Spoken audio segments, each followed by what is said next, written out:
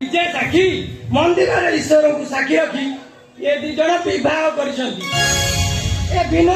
विनोद कहला घरे जड़े हेले मु मना कली एपाई मना कली जे हठात जड़े घरे प्रेम बहटा घरे सहजरे ग्रहण करेंगे ना ए भौणी छवि आउ ठिया रहा कौन जाओ मौसी डाके दियो बंदापना करी बधु निरूपमा को घर भीतर को नहीं जाओ ए रही जा गोटे मारिच इरे मोर आउ दीपद कथा सरू ए भल कि मार इरे सला मु तो माड़खिया बुद्धि बाहर करिछि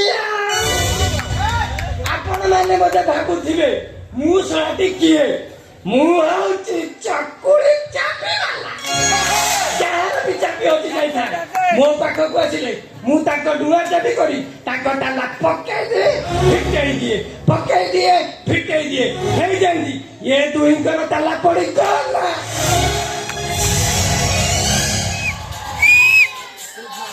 हेलो आज्ञा कौन है आपण तो काकू तो सभी फिटुनी हम मुगल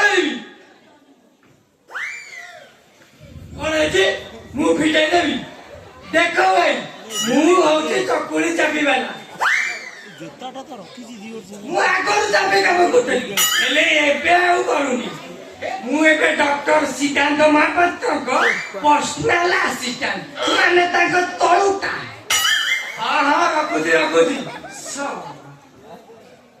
ସଳା କମେଡି କରିବାକୁ ଲୋକ ମିଳୁନାହାନ୍ତି ଡାଇରେକ୍ଟ ହସ୍ପିଟାଲ ଷ୍ଟାଫଙ୍କ ସହିତ କମେଡି ସଳା ବାବୁନୁ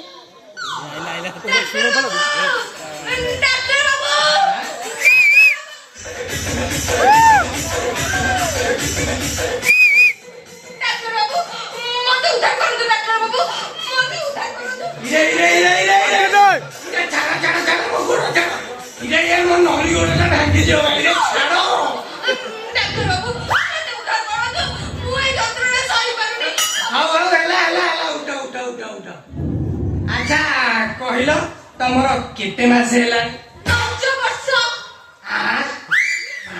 वर्ष है कौन हाथी छुआ जन्म कर केते वर्ष 5 वर्ष है तुम जंत्रणा पाऊच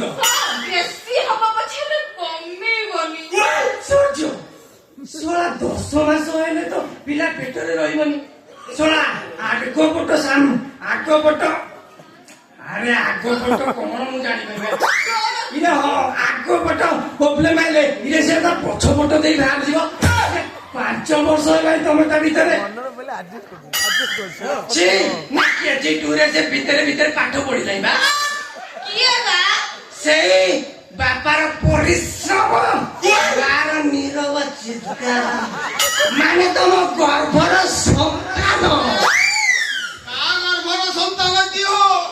मैडम को गर्भर संतान बढ़ुची आउ कौन पर गछ पड़ी था तुम भौणी पेटटा पड़िया ना अनाराती गोचर तू से चाबी वाला ना चकुड़ी चाबी वाला डॉक्टर खाना अरे तू सब मो भौणी बाघर भांगी देलु ना तमे डॉक्टर ना डालिबो अरे मु डॉक्टर ऊपरे ऊपरे एई मोर डालिबो दोटी तळे झुलुची अरे तुम भौणी जा कहला एटा मु बा ताको सही कथा कहूची अरे एते जोरे आसी मो नळी गोड़टा धरि देला दे आउ टिके धरि देले मो नळी गोड़ स्क्रैच होई देता आउ हाय ये भद्रलोक आसी कहतनी मते डालिबो ना घोड़ा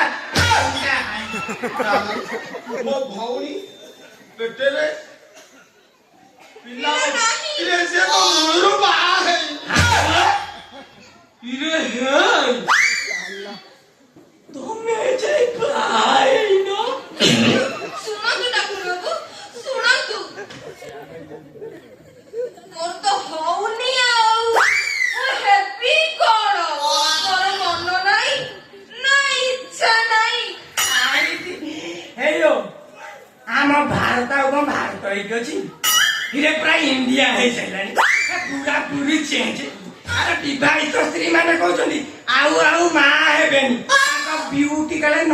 ହେଇଛି ଏଠି ଅନେକ ଅବିବାହିତ ଝିଅ ମାନେ ଏତେ ଛୁଆ ଗୋଟା କରି ପକେଇଲେ ଅନେକ ଅନାଥ ଆଶ୍ରମ ପୁରା ଫୁଲ ହେଇଗଲାଣି ଆଉ ତମ ଭଉଣୀ ଆଉ କୋଉ ନୂଆ କାମଟା କରି ପକେଇଛି କି? ମୋ ଭଉଣୀର ସେ ପ୍ରୋବ୍ଲେମ ନୁହଁ ଆଉ ତାର ଗୋଟେ ଅଲଗା ଦୋଷ ଅଛି ଅଲଗା ଦୋଷ? କଣ ବା? ହେଇ ଦେଖୁନା କଣ ହେଇଛି? ତା ମୁହଁରେ କଣ ମୁତି ଦେଇଛି କି?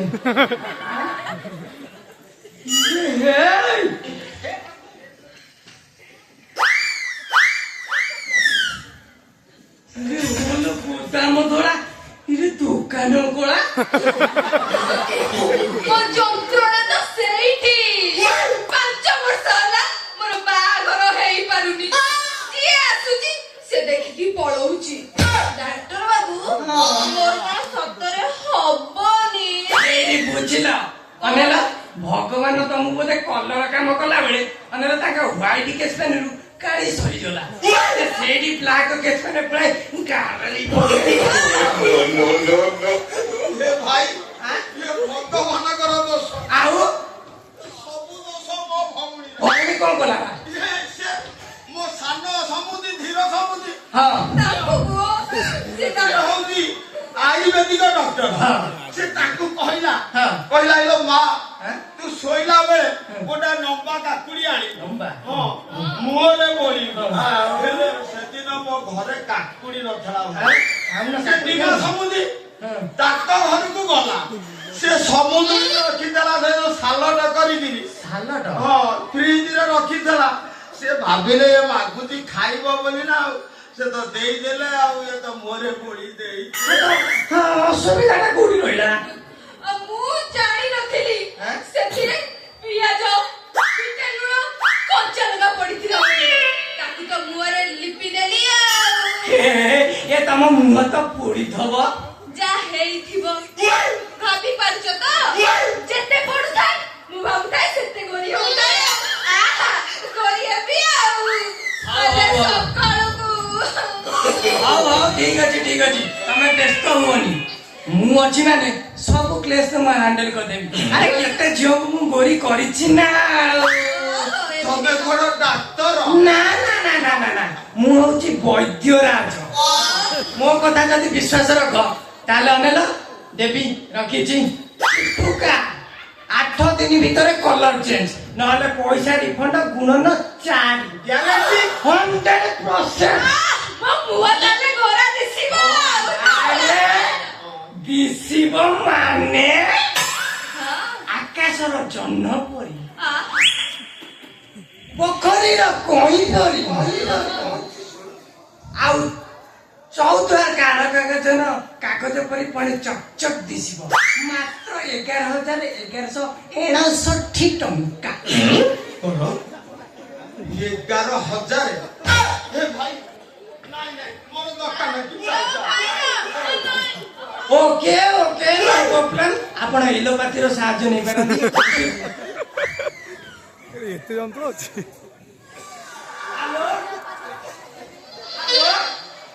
କଣ ହେଲା ଫିଲ୍ମ ପ୍ୟାନେଲ ହେଇଗଲା ପଡୁଛ ଦେଖି ଭାଇଆ ମୁଁ କହୁନଥିଲି ମୋ ଟୁଟୁକା ଯୋଉ ମାନେ ଖାଇଛନ୍ତି ସେ କାଳିରୁ ଗୋରି ହେଇଛନ୍ତି କେତେ ଗୋରି ଝିଅ କାଳି ହେଇକି କେତେ କାଳି ଝିଅ ଗୋରି ହେଇକି ଫିଲ୍ମ କଲେଇ ନା ହଉ ରଖୁଛି ଏ ଭାଇ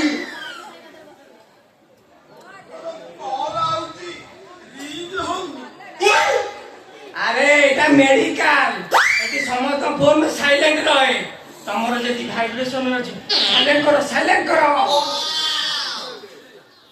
ଭାଇନା ତୁ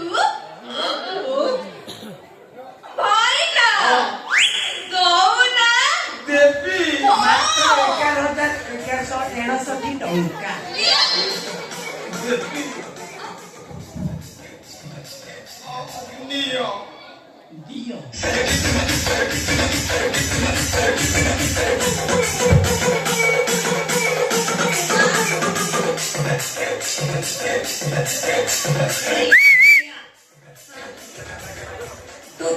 ଟୁଟୁକା ନିଅ ଟୁଟୁକା ସାହିତ୍ୟ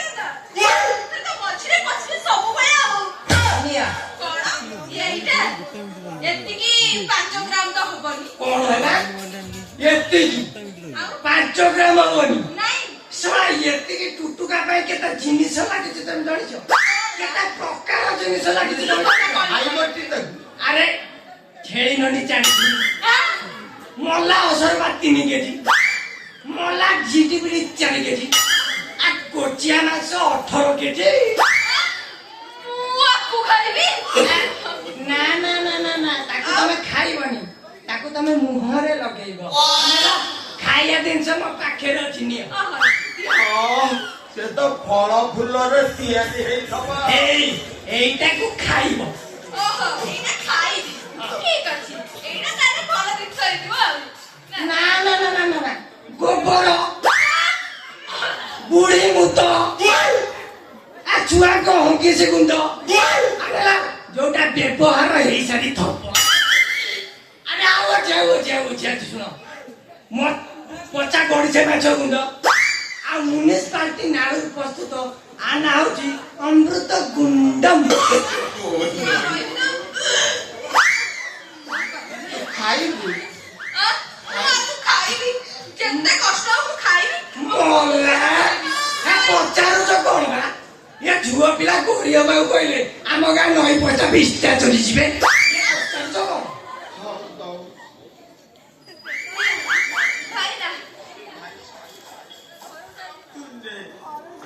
ମୁଁ ଆସୁଛି।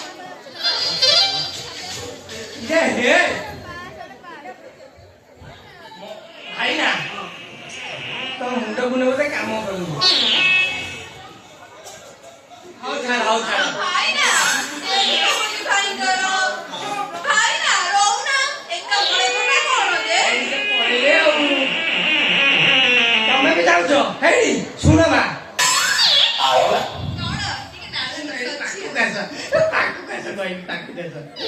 ଅନେଲା 8 ଦିନ ପରେ ଆସି ଦେଖା କରିବ ହେଲା। ଯଦି ଅସୁବିଧା ହେଲା ଦେଖା କରିବ ମୋ ଫୋନ ନମ୍ବରଟା ନିଅ। ଲେଖ 77 ଲକ୍ଷ 70,000 70,000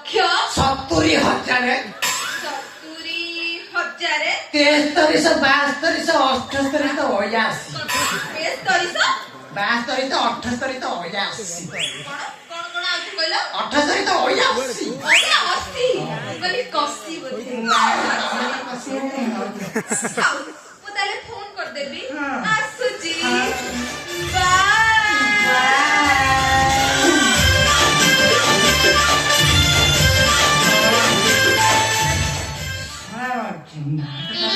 আচ্ছা তোমার নেম প্লিজ। হ্যালো ইয়ে শোনা পড়েইলা রে। হও যা হଉଛି হଉ ଆଉ ମୁଁ ଯାଉଛି। ତମେ କଣ ମତେ ଚିହ୍ନି ପାରୁନ? ଆପଣଙ୍କୁ ପୁଣି ମୁଁ ଚିହ୍ନି ପାରିବିନି? ଏ ଯାକୁ ଘରେ ଘରେ ପୂଜା କରନ୍ତି ସତୀ ସାବିତ୍ରୀଙ୍କୁ ପୁଣି ମୁଁ ଚିହ୍ନି ପାରିବିନି? ଦେଖ ତମେ ମତେ ଯାହା ଭାବୁଛ ମୁଁ ଠିକ ସେଇଆ ନୁହେଁ। ଠିକ କଥା, একদম ঠিক কথা। হ্যাঁ ତମେ ପୁରା ମୋ ମନର କଥା କହିଦେଲ ଆଉ। ମୁଁ ତ ତମକୁ ରାଣୀ ବୋଲି ଭାବୁଥିଲି, ହେଲେ ତମେ ତ ମହାରାଣୀ। ଦେଖ ଦେଖିଛି ତମରି ପାଇଁ ମୋ ସାଙ୍ଗର ମାମଲା, ମୋ ସାଙ୍ଗ ଘର ଛାଡ଼ିଲା, ତା ସଂସାର ଉଜୁଡ଼ି ଗଲା, ଆଉ ତମରି ପାଇଁ ସେ ମରୁ ମରୁ ବଞ୍ଚିଗଲା। ଆଉ ଆଜି ବି ଦେଖୁଛି ପ୍ରେମ କରି ବାହା ହେଇଥିଲା, ସ୍ୱାର୍ଥ ଲୋଭରେ ପଡି ତମେ କେମିତି ସେ ଡାକ୍ତର ବାବୁଙ୍କ ସ୍ତ୍ରୀ ହେଇଗଲା। ତମକୁ ମାନିବାକୁ ପଡିବ। ତମେ ମୋ ସାଙ୍ଗକୁ ପାଗଳ କହିଲନି ଯେ ସେ ସତକୁ ସତ ପାଗଳ ହେଇଗଲା। ପାଗଳ ମତେ ଦୋଛୁକି ଦସ୍ତରେ ଠିଆ କରିଦେଇଛି ଭାଇ। ସତ କହିବି ବୋଲି ଭାବିଲା ବେଳକୁ ମୁଁ ବିବେକ ମୋ ତଣ୍ଟି ଟିପି ଦଉଛି। ମିଛ କହିଲେ ଯେ ପ୍ରତି ମୁହୂର୍ତ୍ତରେ ମୁଁ ଆଘାତ କରୁଛି। ବିବେକ ମତେ ଆଘାତ କରୁଛି ଭାଇ। କଣ କରିବେ ତମେ କହୁନ? ଶୁଣିଛି, ସବୁ ଶୁଣିଛି। ତମେ ଏବେ ସେ ଡାକ୍ତର ବାବୁଙ୍କ ପିଲାର ମା ହବ। ସୁଖର ପାହାଡ ତମ ଉପରେ ଲଦି ହେଇ ପଡିବ। ଖୁସିର ବର୍ଷା ତମକୁ ଭିଜେଇ ଦେଇଯିବ। ହେଲେ ମୋର ଗୋଟେ କଥା ମନେ ରଖିଥିବ, ନିରୁପମା ମହାପାତ୍ର ଦୁନିଆରେ ସବୁଠାରୁ ଦୁନିଆରେ ସବୁଠାରୁ ଓଜନିଆ ମଣିଷ ଆଖିର ଲୁହ। ମୋ ସାଙ୍ଗର ଆଖିରୁ ଯେମିତି ତମେ ଲୁହ ଝରେଇଛ, ତାର ଓଜନ ତମକୁ ସହିବାକୁ ହବ। ଆଉ ଅଳ୍ପ ଦିନ ଭିତରେ ତମେ ମରିଯିବ। ଆପଣ ମୁଁ ଜାଣିପାରିଲି।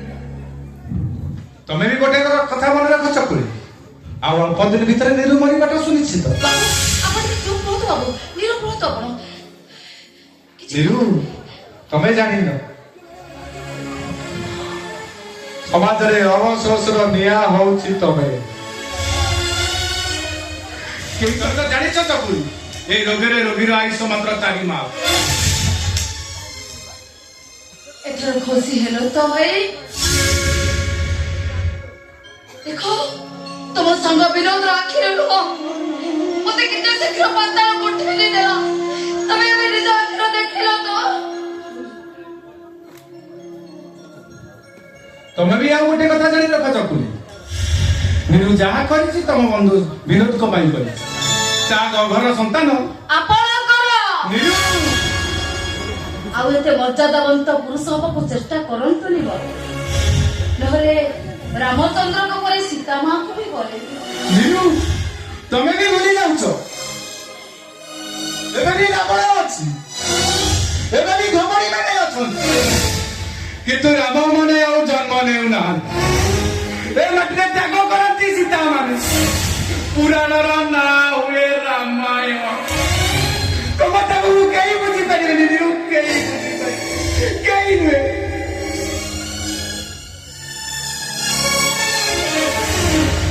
ସବୁ ବୁଝିଗଲି ଭାଉଜ, ମୁଁ ଆପଣଙ୍କୁ ଭୁଲ ବୁଝିଥିଲି। ମୁଁ ଏବେ ସେ ବିନୋଦ ପାଖକୁ ଯିବି, ଆଉ ସବୁ ସତ କଥା କହିଦେବି। ଶୁଣ ଭାଇ, ମୋ ବିନୋଦ କଥା କିଛି ବି କହିବନି, କାହାକୁ କିଛି କହିବନି ଭାଇ। ଏକଥା କହିବନି ଯେ ମତେ ଆଜି ବହୁତ ବଡ ରୋଗ ହେଇଛି, ମୁଁ ମରିଯିବି। ଏକଥା ବିନୋଦଙ୍କ ଜମା ବି କହିବନି ତମେ। କାହିଁକି ମନା କରୁଛ? କାହିଁକି ନା ସେ ମତେ ବହୁତ ଭଲ ପାଆନ୍ତି। ତମେ ତ ଜାଣିଛ ଏମିତିରେ ବି ସେ ବହୁତ ଦୁଃଖରେ ଅଛନ୍ତି। ଆଉ କାହିଁକି ତାକୁ ଦୁଃଖ ଦେବ? ମୁଁ ତମକୁ ହାତ ଯୋଡିଛି ଭାଇ, ତାକୁ କିଛି ବି କହିବି। ହଁ ଭାଉଜ, ବିବେକ ମଦ ପିଉଛି। ଆଉ ସେ ଛବି ରତନ ପଣ୍ଡାକୁ ବାହା ହେଇଛି ଯେ ମାଡ଼ ଖାଇ ଖାଇ ବଞ୍ଚୁଛି। କଣ ଭାଇ, ଛବି ରକ୍ତ ବାହା ହେଇଛି? ତମ ଉପରେ ଯେ ପ୍ରତିଶୋଧ ନେବା ପାଇଁ ସେ ରତନ ପଣ୍ଡା ସେ ଛବିକି ଫସାଇ ବାହା ହେଇଯାଇଛି। ଖାଲି ମାରୁଛି, ପିଟୁଛି, ଆଉ କହୁଛି 5 ଲକ୍ଷ ଟଙ୍କା ଯୌତୁକ ନହେଲେ ସେ ତାକୁ ଘରୁ ବାହାର କରିଦବ। କିଛି ହବନି ମୋ ନଣନ୍ଦର, କିଛି ହବନି। 5 ଲକ୍ଷ ଟଙ୍କା ନେଇ ମୁଁ ମୋ ଛବିର ଶ୍ୱଶୁର ଘରକୁ ଯିବି, ମୁଁ ତାକୁ ଟଙ୍କା ଦେବି। କିଛି ହବନି ମୋ ନଣନ୍ଦର, କିଛି ହବନି। ଶୁଣ ଭାଉଜ,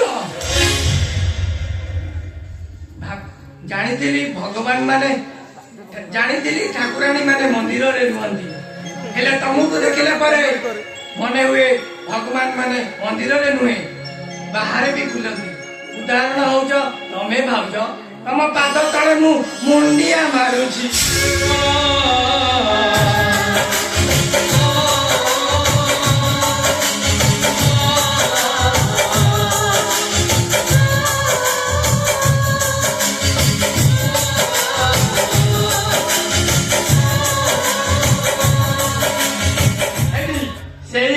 ସେଇ ତ। ତମେ କଣ ତାଙ୍କ ଭଉଣୀ ଜାଣିଛ ନା? ନା, ତାଙ୍କର ଜଣେ ଭଉଣୀ ଅଛନ୍ତି, ଜଗନ୍ନାଥ କଲର ତାଙ୍କ ଭଉଣୀଙ୍କ କଲର ଟିଟୋ ସେଇଆ। ଜାଣି ତାଙ୍କର କିଏ ଭଉଣୀ ଥାଇପାରେ? ସିଏ ତ କହୁଥିଲେ ତାଙ୍କର ଗୋଟିଏ ବି ଭଉଣୀ। ହଁ, ମୋର ଗୋଟିଏ ଭଉଣୀ। ଭାଇନା ଯାହାର ହୋଲ ଗୋଦାମ ଧଳା, ଦୋକାନ କଳା। ଭାଇ, ତମେ କାହାକୁ ଦେଖି କାହା କଥା କହୁଛ? ତାଙ୍କୁ ପଚାରୁନୁ।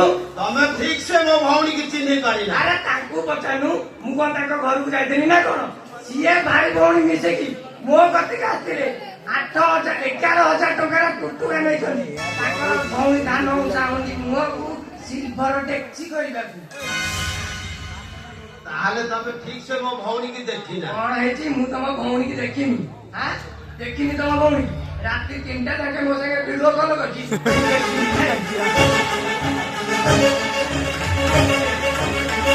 ଦେଖିଲ ଏଇଟା ମୋ ଅଣ୍ଡା। ଦେଖ ଦେଖ ଦେଖ ତମ ବୋହୂକୁ ଟିକେ ଦେଖ। ୟାକୁ ବୋହୂ କଲେ ଅବଶ୍ୟ ତମର ଗୋଟିଏ ଫାଇଦା, ଗାଁ ସାରା ବୁଲି ବୁଲି କହିବ ମୁଁ ରୁ ବୋହୂ ଆଣି। ତମେ ଝିଅ ଦେଖେଇ ଆଉ ଗୋଟେ ଝିଅ ଦେଖେଇ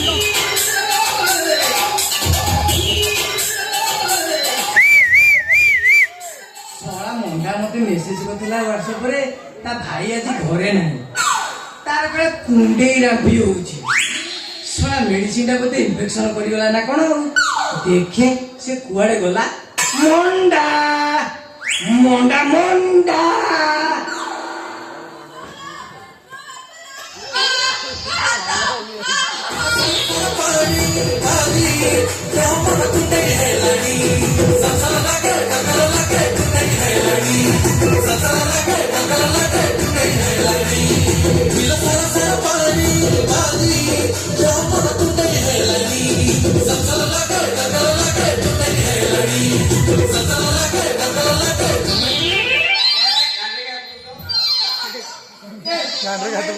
ବାଣ ଭଳିଆ ଫର ଫର କାହିଁ ହଉଛ ବା?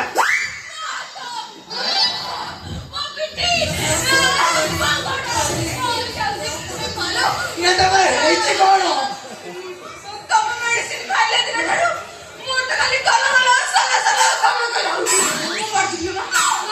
ହଉ ଠିକ ଅଛି ଠିକ ଅଛି, ତମେ ବ୍ୟସ୍ତ ହୁଅନି। ମୁଁ ଆସି ଯାଇଛି ମାନେ ବାବା ରାମଦେବ ବାବା ତମ ଘରକୁ ଆସି ଯାଇଛନ୍ତି ମାନେ ହେଲା ସ୍ପର୍ଶ ଚିକିତ୍ସା କରି ଭଲ କରିଦେବେ। ତମେ ଜାଣିନ କି ଏଇ ରାଜଧାନୀ ଉପକଣ୍ଠରେ ଗୋଟେ ବାବାଙ୍କର ଆବିର୍ଭାବ ହୋଇଛି। ତାଙ୍କଠାରୁ ମୁଁ ସାନତୀୟ ଲାଭ କରିସାରିଲା ପରେ ଆଉ ଟୁଟୁକା ଦଉନି ହେଲା, ଖାଲି ଟଚ୍ କରି ପେସେଣ୍ଟ କ୍ଲିୟର। କି ଟୁଟୁକା ଦେଲ ଯେ 11,000 ଟଙ୍କା ନେଲ। ମୁଁ କଳାକୁ ସେଇ କଳା କଳିଆ କଳା ମୁଁ ଟଚ୍ କରି ଭଲ କରିଦେ ଭାତ। ତମେ ପରୀକ୍ଷା ତ କରିକି ଦେଖ।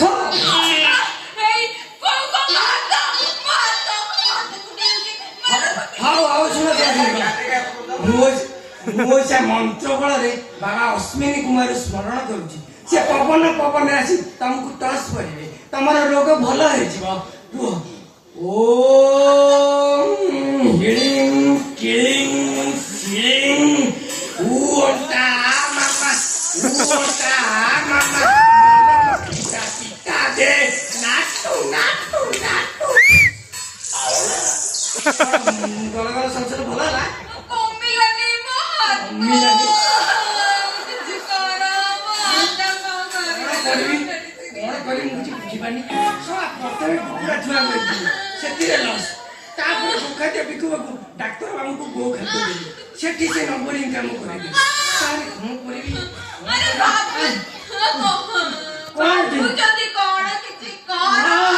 କରୁଛି।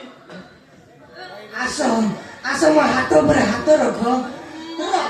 ରଖ ରଖ ରଖ ରଖ। ହଁ ଦେଖିଲ କମିଲା। ଆଉ ମାଡ଼ି ବସି ଜୋରେ ଧର, ଜୋରେ ଜୋରେ ମାଡ଼ି ବସ। କଣ ହଉଛି? କମିଲା? କମୁଛି ତ? ଏସବୁ ଟଚର କମାଲ। କମିଲା? ସବୁ ଟଚର କମାଲ।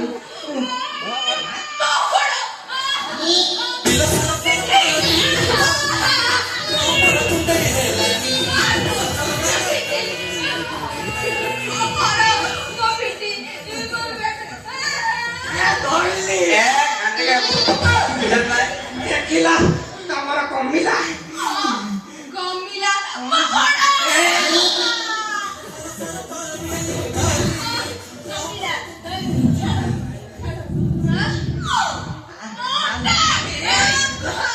ଧବେ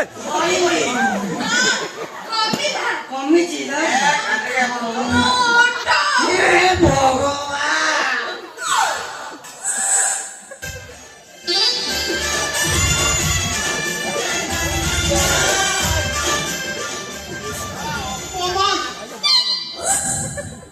ଭଗବାନ ବାରମ୍ବାର ଅପମାନ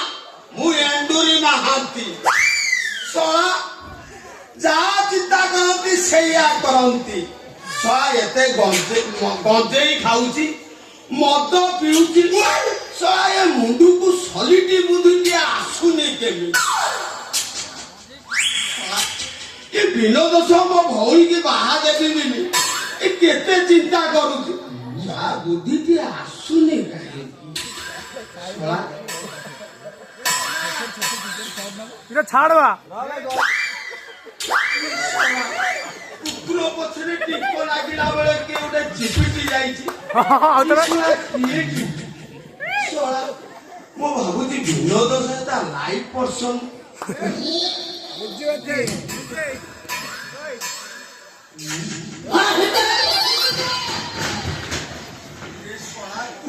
भाई नमस्कार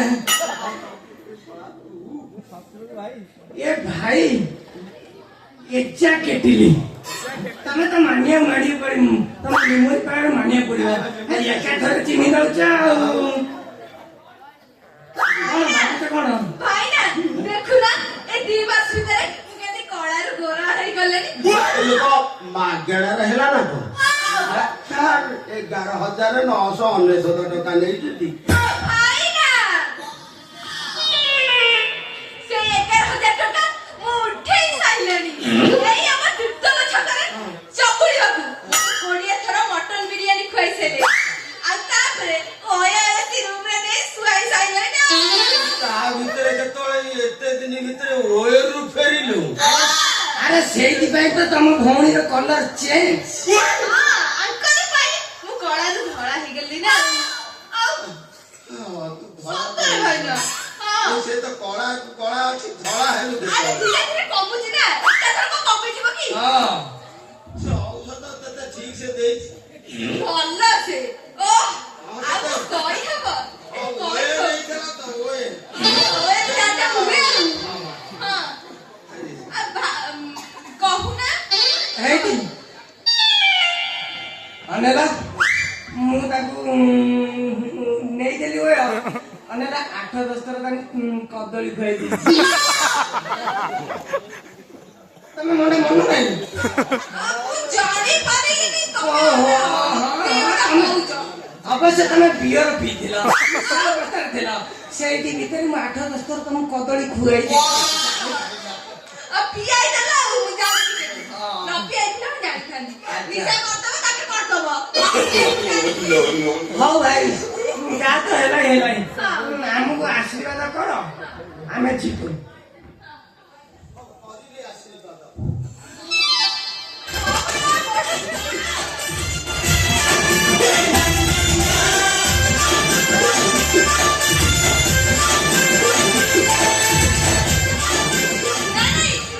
ମୋର ପୁଅ ହବ ଝୁଅ ହବ ମୋର ପୁଅ ହବ ଝୁଅ